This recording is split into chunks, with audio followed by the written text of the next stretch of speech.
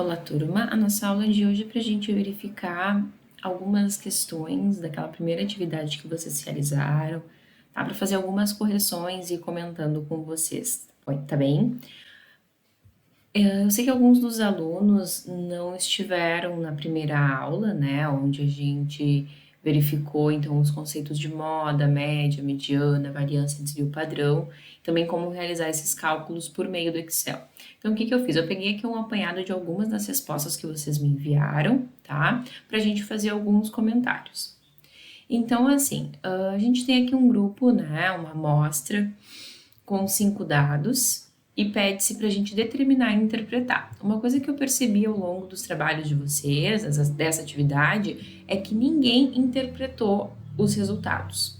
Tá? Quando a gente trabalha com estatística, ok, existem dados que nos remetem a alguma coisa, mas o número por si só, 38,6, bom, o que ele quer me dizer? Aí vem a interpretação. Aqui ela é mais importante ainda do que o cálculo por si, porque hoje a gente tem inúmeros programas, até mesmo o Excel, que é o que a gente está trabalhando, que realizam esses cálculos. Né? Isso não depende muito até mesmo do nosso intelecto, basta a gente colocar uma fórmula no Excel e selecionar os dados corretamente, o Excel vai nos dar as informações que a gente precisa, ou outro programa que a gente venha a trabalhar.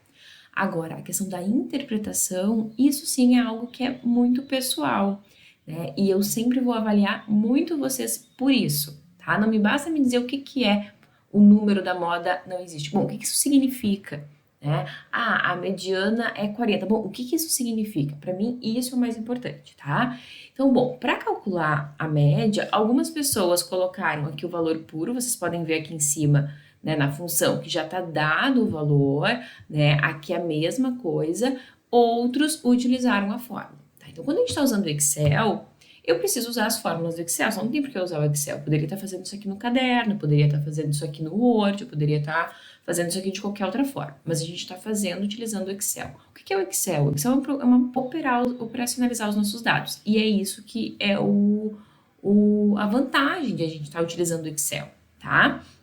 Então, bom, quando eu quero calcular média, eu vou utilizar a função média, né? A função igual, média, e aqui, né, quando a gente abre ela, mostra quais são os dados que eu estou selecionando. Bom, então eu estou selecionando do 42 ao 40, que é a minha amostra, né? E isso vai me fornecer a média, tá? Então, quando a gente está falando de cálculo de média, moda, mediana, no Excel, a gente vai calcular assim, utilizando a fórmula, né? A mesma coisa para moda, eu posso utilizar a função modo, dependendo eu uso a função modo ponto único. A função mediana, a mesma coisa. E aqui, variância e desvio padrão. Aí aqui, nesses dois, eu vou chamar a atenção para vocês, porque o que acontece? Existe uma diferença na fórmula quando eu calculo variância e desvio padrão, se eu estou falando de uma amostra ou se eu estou falando de uma população. O que a gente tem aqui? Eu estou falando de amostras, né? Considerando o número de amostras. O que é uma amostra? O que é uma população? População é o meu grupo inteiro. Então, se eu quero fazer uma pesquisa com os alunos do quarto semestre do curso de gestão ambiental da unidade de São Borja, bom, eu tenho que entrevistar cada um de vocês. Tem que ser todos que estão matriculados no quarto semestre da unidade e tal. Agora, se eu estou falando, eu quero fazer uma pesquisa com uma amostra de alunos do curso de gestão ambiental da UEX. Bom, eu posso pegar alguns alunos, né, que vão caracterizar, claro que existem critérios de seleção de amostra, mas que vão me caracterizar essa minha população. Mas uma coisa é a população, outra coisa é a amostra. Né? Quando se fazem censos, bom, aí tu está pegando toda a população. Agora estou fazendo uma pesquisa eleitoral. Bom, estou selecionando uma amostra. Tá? Então, que ela pode refletir na totalidade, mas nem sempre acontece, tá? Então, isso é importante a gente ter esse cuidado e saber dessa diferença. Então, se eu estou falando de amostra, eu estou pegando um pequeno grupo dentro do meu todo. E aí, qual é a diferença? Bom, na minha fórmula aqui da variância, eu vou fazer igual a var.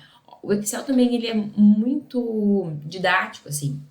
E conforme a gente vai inserindo uma função nele, uma fórmula, ele vai me dando as opções, né? Então, aqui, ó, quando eu tô falando em var.a, ele já me diz, estima a variação com base em uma amostra.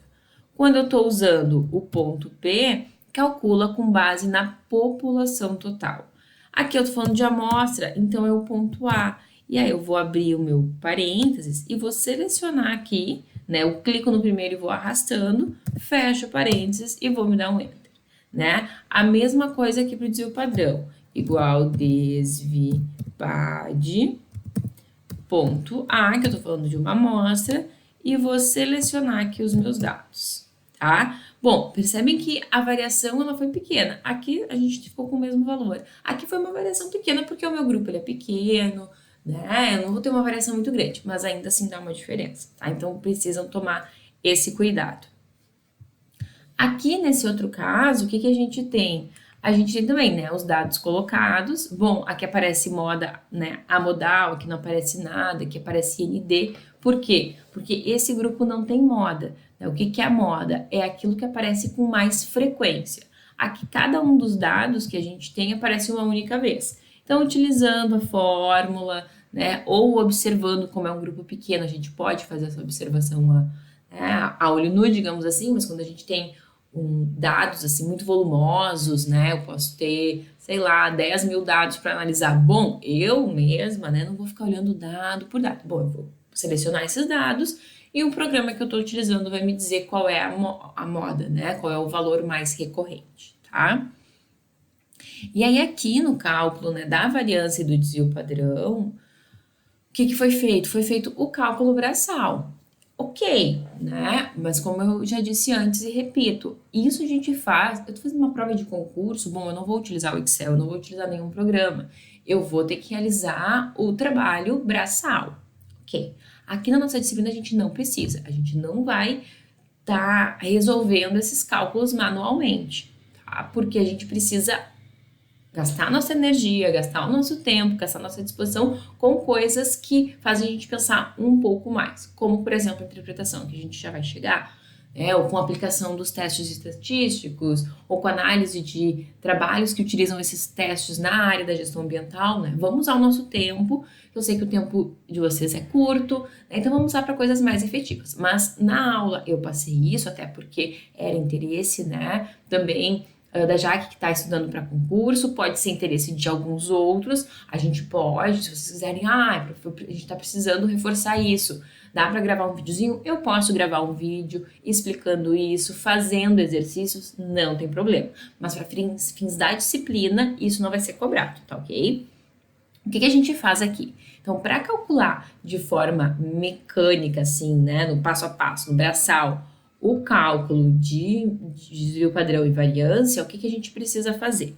Eu preciso pegar todos os dados que eu tenho, né? Primeiro eu preciso ter o valor da média, que a gente calcula, né, manualmente, como somando todos os valores e dividindo pelo número de dados que eu tenho. Então aqui eu somaria todo mundo, né, o 42 mais o 43 mais o 36 mais o 32 mais o 40, e o resultado eu divido por 5, né? Vou até fazer assim, ó, eu posso fazer igual a soma, seleciono aqui todo mundo, e esse resultado do 193 eu vou fazer igual esse carinha dividido por 5, que é o número de dados que eu tenho. E vai me dar o 38,6, que o pessoal anotou aqui e encontrou aqui por meio da fórmula, tá?